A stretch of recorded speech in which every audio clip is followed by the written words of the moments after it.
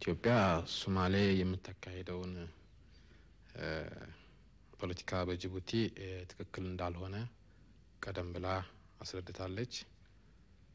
ይሄውም የጅቡቲ የግዛት አንድነትና የጅቡቲ ፍጹም የሆነ ዲሞክራሲያዊ ነጻነት ሁለቱ አጎራባች ሀገሮች የሁለቱም ጥቅሞች ተጠብቆ ግን የሌሎች ጣልቃ ገብነት በሌለበት ነው። ይሄንን ሶማሌ በብዙ መንገድ እንዳልተከተለች ነው የምናውቀው። ይሁንና ሁኔታውን ወደፊት ነው ደግሞ የምናስተውለው ወይም የምናየው። Djibouti is important to Ethiopia. Are you ready to intervene even with military force if necessary to safeguard this outlet to the sea? የጅቡቲ ሁኔታ ከኢትዮጵያ ጋራ ብዙ ግንኙነት አለው። በእርግጥም ጥቅማችን በዛ አካባቢ ግልጽ ነው።